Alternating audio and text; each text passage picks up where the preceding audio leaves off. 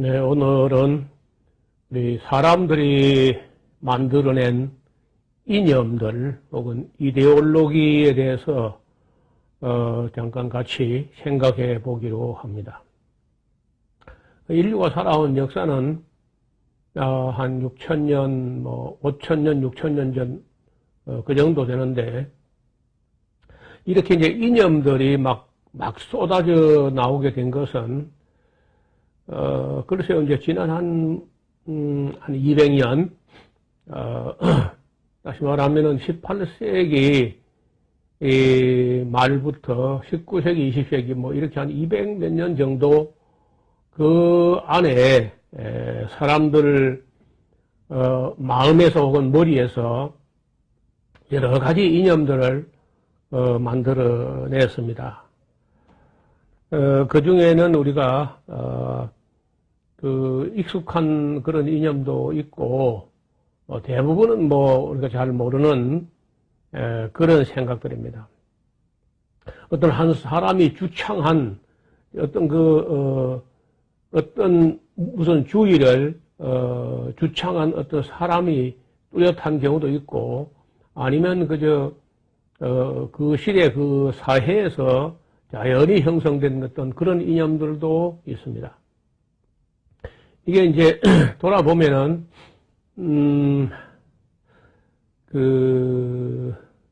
계몽주의라고 하는 여기 두 번째 줄에 계몽주의라고 하는 이런 그 이념이 있는데, 아담 바이스하우프트라고 하는 독일계 유대인입니다. 이 사람이 만들었던 이 사상이 굉장히 아직까지도 많은 영향을 미치고 있는 것 같아요. 그 이전에 다시 말하면 이제 조금 더 거슬러 올라가서 보면은 종교개혁 이전까지는 카톨릭주의 외에 따로 무슨 주의가 별로 그렇게 뚜렷하지 않았습니다.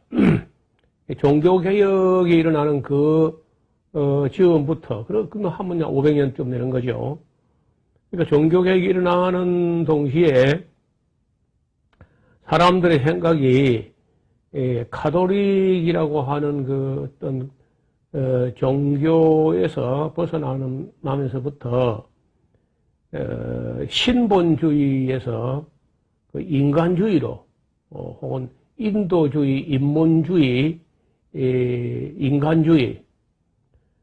그래서 그 르네상스를 경험하면서 전후로 해서 로마 카톨릭이 많이 부패한 것을 천년을 지켜본 유럽의 어떤 학자들이 10만 최고냐, 우리 인간도 보통이 아니다 하고, 인간들이 이제 목소리를 내고 자기 주장을 내고 하면서 이제 어떤 이념들이 나오게 되는데, 그 중에 하나가 이제 인간으로 돌아가자, 아니면 고전으로 돌아가자 하면서 이제 이 고전주의가 나와요. 고전주의. 근데 고전주의가 또 함께 인문주의로, 인간 문학으로, 성경보다 인간 문학으로 돌아가자.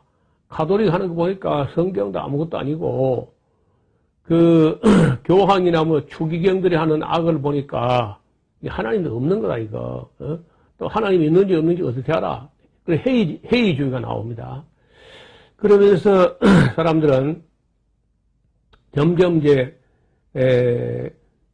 성경적 카톨릭으로부터 멀어지는가 하면은 그 알프스 산맥이나 피레네 산맥을 두고 북구라파가 되는데요.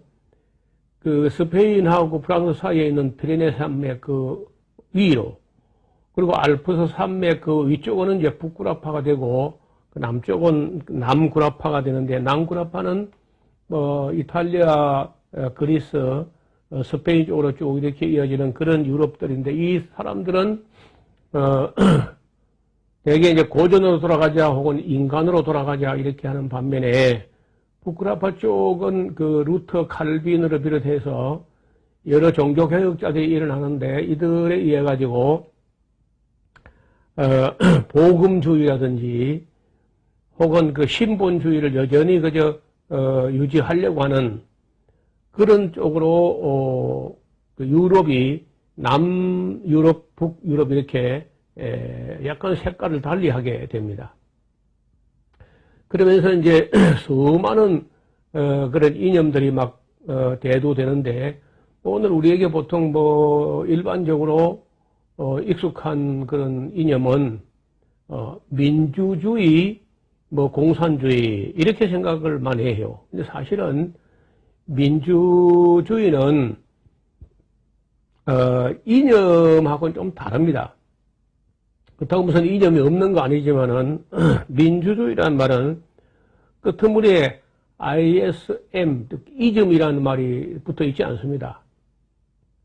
데모크라시라고 하는 말은 하나의 제도일 뿐이지, 우리말로 할 때 이것이 민주주의가 됐지만은 우선 어떤 주의라기보다는 제도라고 해야 맞죠. 그래서 이제 이 공산주의라는 그 이데올로기가 유럽에서 시작하면서 굉장히 빠르게 이제 확산이 되는데, 그 공산주의가 칼 마르크스 엥겔스 이런 분들에 의해 가지고 이제 주창이 돼 가지고 많은 사람들이 거기에 이제 휘둘리게 됐는데, 그것은 그럴 수밖에 없는 게, 막스나 엥겔스가 이 공산주의 선언하고 나올 때까지는 민주주의라는 개념도 없었고, 딱히 무슨 이름을 짓지 않았지만은 거의 이제 이 권위주의 혹은 봉건주의, 이런 봉건주의를 한 말도 쉽지 않은 말인데, 이 봉건주의라는 말은 당시에 이제 유럽 땅에서 보면은 끊임없이 그저 전쟁을 했습니다. 전쟁에 나가서 공을 세우고 돌아오게 되면은 왕이 공을 세우는 장군에게 일정의 어떤 봉토, 어떤 땅을 이만큼 분할해서 다스리게 이렇게 이제 관리하게 했는데, 그러면 봉토 안에 장원이 있고, 그건 이제 영주가 가는 거죠. 그리고 그 봉건 영주가 관리하는 그 땅에는 농민이 아니라 농업 노예들이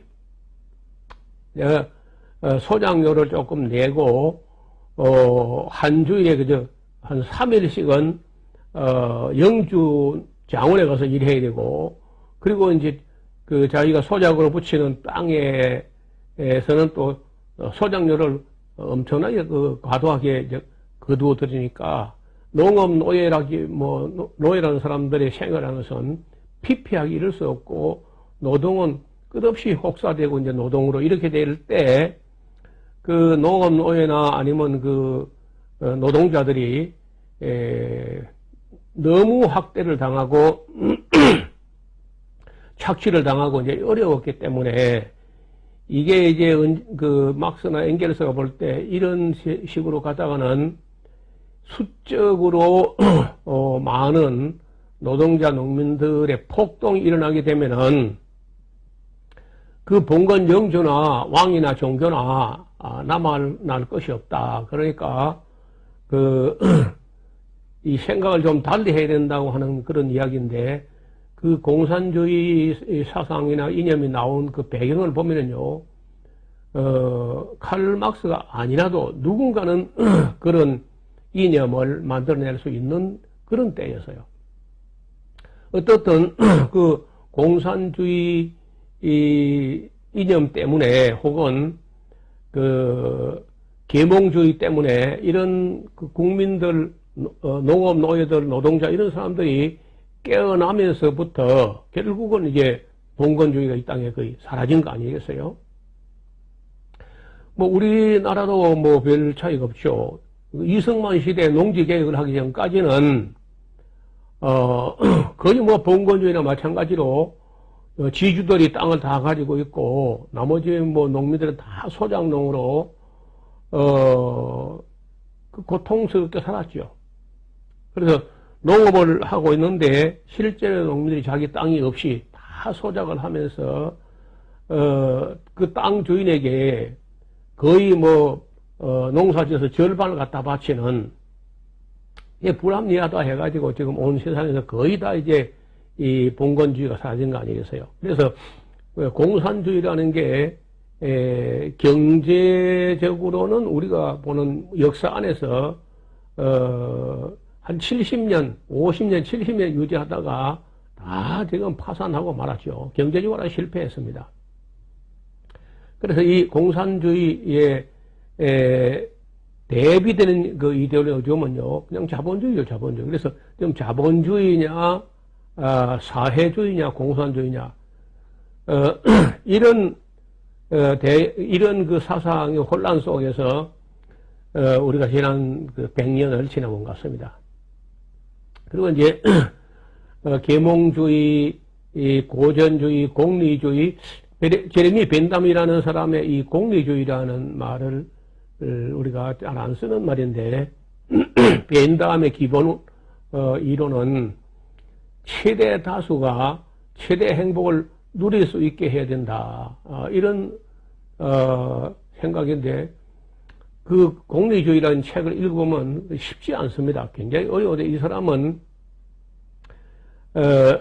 영국 국교회가 너무 강압적으로 교회 교리적인 걸 가지고 숨통을 그저 눌러놓듯이 이렇게 하니까 거기 질식할 같은 그런 세상에서 뭘 봤냐면은 법정에 출두한 사람이 하루 출두했는데 3일 출두한 것처럼 기록하고 그렇게 인건비를 받아가는 걸 보면서부터 이 사람이 아마 충격을 받은 것 같습니다.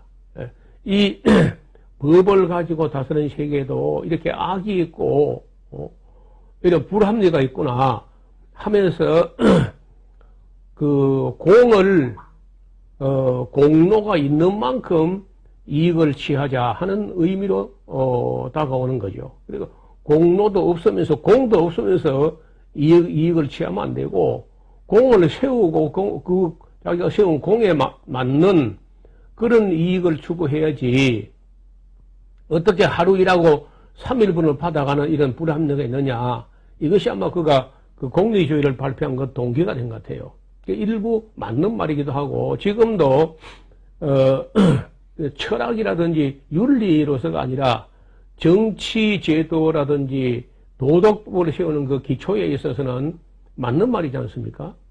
공을 세운 만큼, 일한 만큼, 일한 만큼, 땀 흘린 만큼, 노력한 만큼, 자기가 그 이에 어떤, 공로가 있는 만큼 보상을 받는 거는 뭐 아무도 반대할 사람이 없을 것 같아요.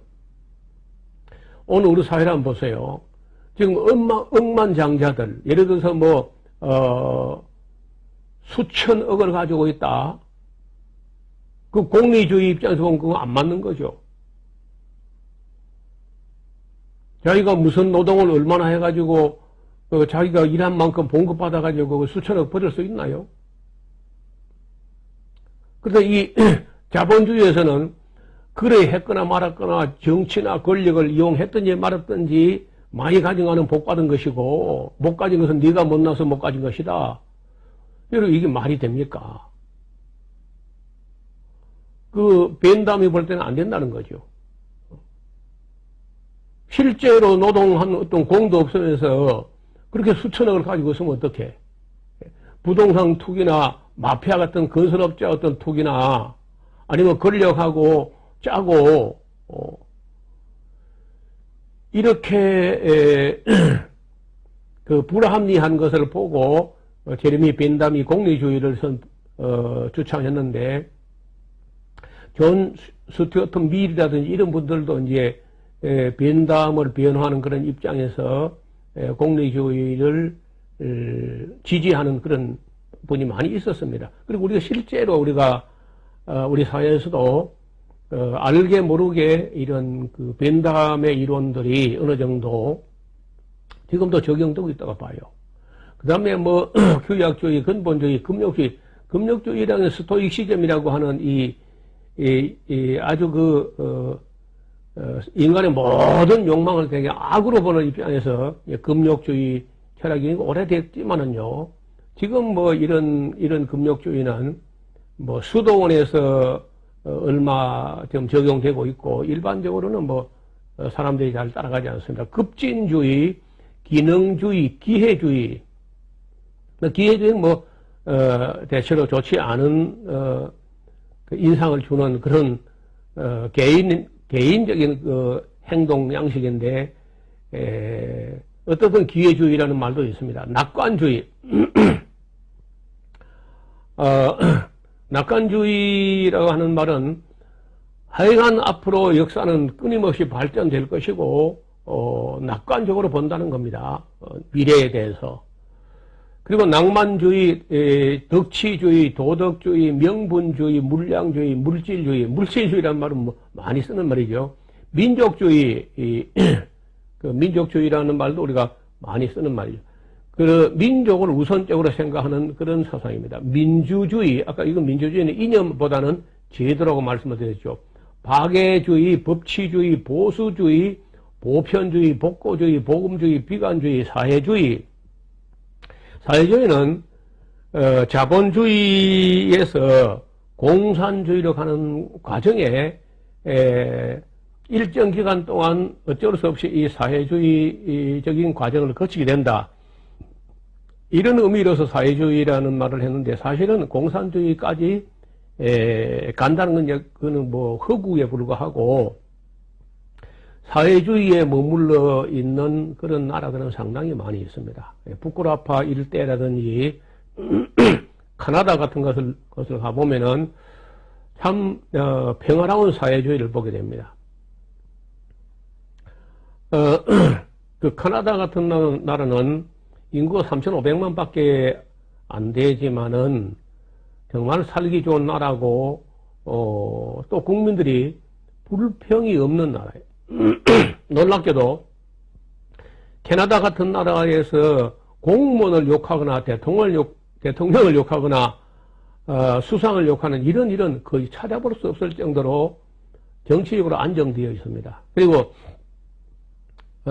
이번 코로나19 같은 이런 어려운 일을 당하면서 소득이 끊긴 사람들에게 가구당 일률적으로 몇 개월 동안, 4개월 동안을 모든 가구, 즉 그 카나다에 살고 있는 심지어 외국인 가구까지도 우리 돈으로 한 월 200만 원씩을 전부 다 일괄 지급하는 그런 이야기를 들었습니다.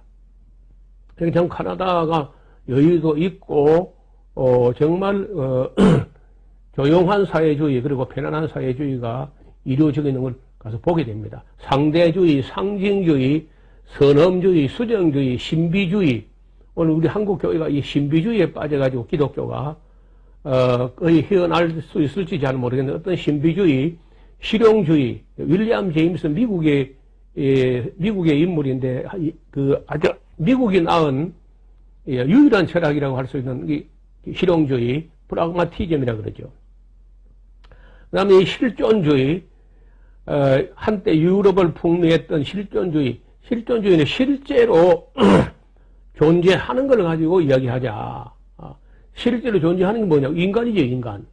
신은 당시에, 신은 존재 자체가 불확실한데 그에 대한 속성을 논해봐야 뭐하냐 해서 이제 실제 존재하는 걸 가지고 이야기하자는 게 실존주의야. 지금도 우리가 알게 모르게 실존주의 영향을 상당히 받고 있는 것 같습니다. 실증주의, 염세주의, 영지주의, 뭐 이단이라고 기독교에서 볼 때 이단이라는 사상인데, 지금은 뭐 크게 영향을 미치지 못하지만 초대교회는 애를 먹었습니다. 율법주의, 율법주의에 대해서도 우리가 말은 많이 하지만은 사실은 잘 모르는 얘기를 합니다. 사람들이 율법을 지키자 하는 게 율법주의가 아닙니다. 율법주의라는 것은 그 레갈리즘이라고 하는데, 이 율법주의는 예수님의 십자가도 보혈도 필요 없고 개인이 도덕적인 그 윤리를 가지고 자기 그 의지와 자기의 도덕력을 가지고 율법을 실천함으로써 충분히 구원받을 수 있다. 이렇게 말하는 게 율법주의거든요. 이런 율법주의는 내가 한국 목사 중에 단 한 명도 만나본 적이 없어요.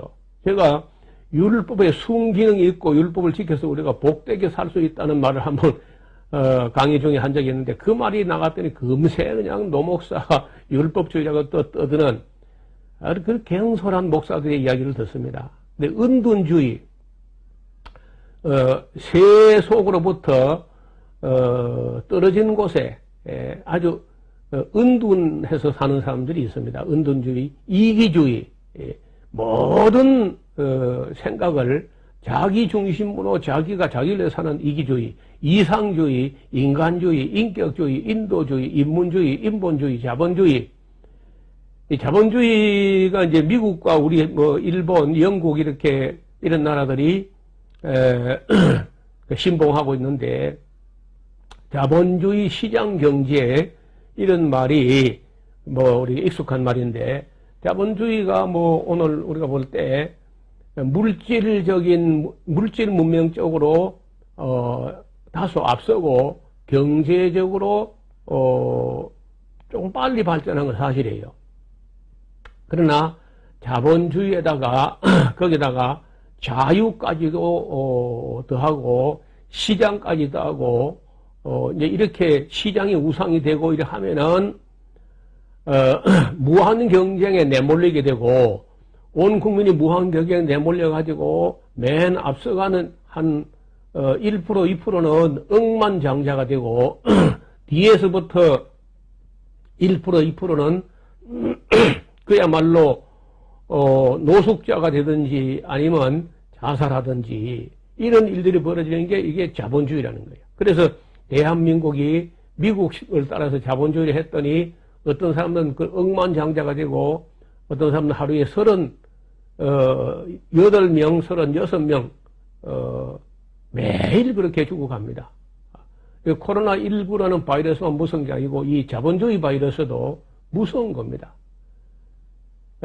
얼마나 많은 사람이 죽는다고 생각해봐요. 만약에 하루에 30명씩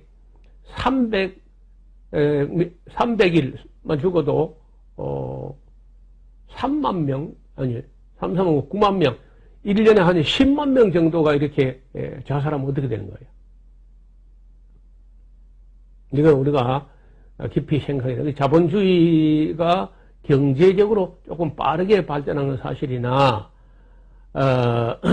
그 맨 앞선 엘리트들은 억만장자가 되고 그리고 이제 그 경쟁에서 뒤처진 사람들은 결국은 희망을 가질 수 없는 사회, 자살로 내몰리는 그런 사회가 되기 때문에 깊이 생각해야 됩니다. 자연주의, 자유주의, 전체주의, 이 전체주의란 말이 전제주의, 전체주의. 자, 이 전체주의라는 말도 이게 참 생각해 봐야 돼요. 우리나라 사람들은 그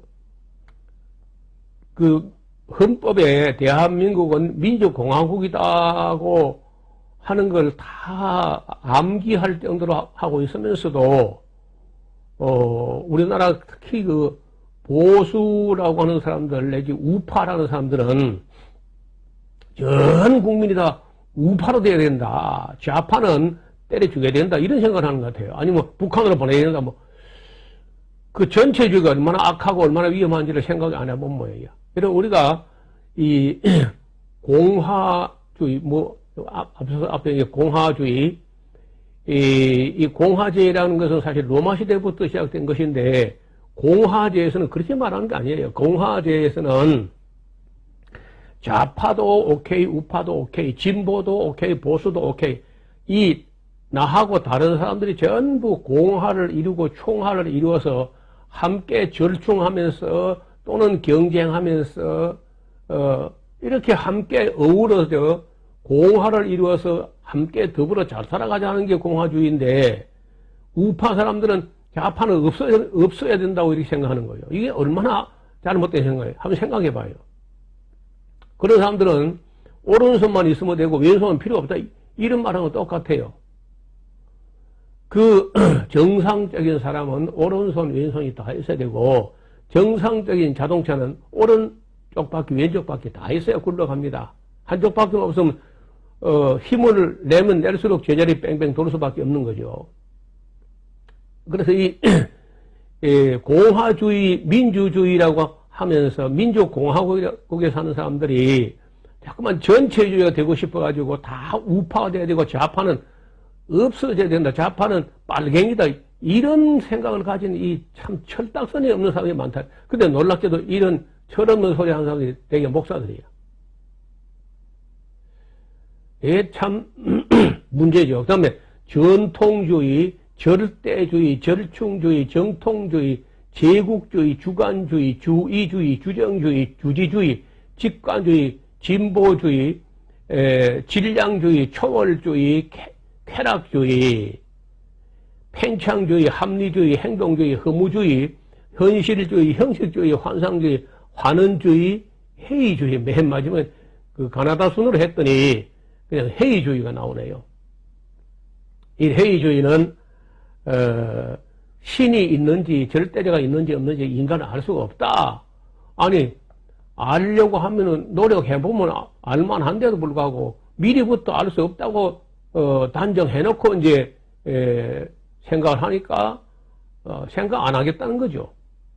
그래서 저는 이 여러 가지 주의에 대해서도 꽤 오랫동안 연구를 해보고 살펴보았지만은 물론 한 사람이 이 모든 그 이데올로기를 다 연구한다는 건 쉽지 않습니다. 그러나 지금도 여전히 관심을 가지고 어떤 주창되는 어떤 이념 이데올로기 안에는 그래도 그 어딘가 유익한 옳은 그런 면도 있을 수 있다 해서 열린 마음을 가지고 어떤 그 이념도 배제하지 않고 어느 한 외골수로도 빠지지 않고 두루 살펴서 우리가 살아가는데 유익한 그런 그 사상들, 그런 또 이론들은 수정하려고 노력합니다. 여러분 나이가 이제는 무대에서 사라질 때가 이미 됐지만은 그래도 내가 굳어지지 않으려고 노력해요. 그러니까 저는 그 나이 50도 안 된 분들이 너무 한쪽으로 굳어가지고 다른 말을 도무지 안 듣는 그런 강팍한 그런 자세를 취하지 말고 나하고 다른 주장을 하는 사람들의 말에 귀를 기울여 가면서 우리의 그 모난 면들이 깎이고 원만하고 둥그러진다는 거예요. 그래서 우리가 더불어 살아가는 세상에서 공화를 이루어가는 민주공화국 안에서 자꾸 외골수로 빠지거나 모난 소리를 하거나 어떤 한 가지 생각에 치우치거나 남의 그 말을 안 듣거나 이렇게 하게 되면은 자기 스스로가 스스로를 소외시키게 되고 또 사람들로부터 이상한 사람으로 내몰릴 수가 있기 때문에 절대 나하고 다른 생각, 다른 이념에 대해서 너무 그저 거부하는 자세로 그런 그 반응을 하지 말고 넉넉한 마음을 가지고 열린 마음으로 들어보고 또 생각해보고 또 자기 생각을 수정도 하고 이런 유연한 자세가 필요하다고 봅니다. 여러분 뭐 이게 지금 녹화가 되어 있으니까 여러분도 틈틈이 이런 그 이념들에 대해서 사전을 찾아가면서 요즘 뭐 그 위키 사전도 있고 하니까 한 번씩 틈 나는 대로 여기 지금 제가 다 한 것도 아니고 대충 이제 생각나는 것만 이렇게 나열했는데 85가지 제가 볼 때 한 100가지 좀 될 겁니다. 더 있을 텐데요. 어떻든 우리가 대체로 익숙한 그런 내용들을 소개할 거니까 틈틈이 살펴보시고 공부하시고 이렇게 하게 되면은 우리의 사유의 폭이 좀 넓어지고 또 생각하는데도 많은 도움이 돼요. 옛날 어른들이 그래도 자기 생을 바쳐서 주장한 어떤 이념이라고 하면 그 뭔가 또 배울 게 있다는 거죠. 그래서 너무 젊은 날에 경직되고 굳어지고 강팍하게 되지 말고 죽는 순간까지 그런 배우는 자세로 굳어지지 않고 늘 유연한 그런 마음의 자세를 가졌으면 좋겠습니다. 부담되는 이야기고 또 불편한 얘기인데 그래도 끝까지 들어주신 것을 감사드립니다. 예, 감사합니다.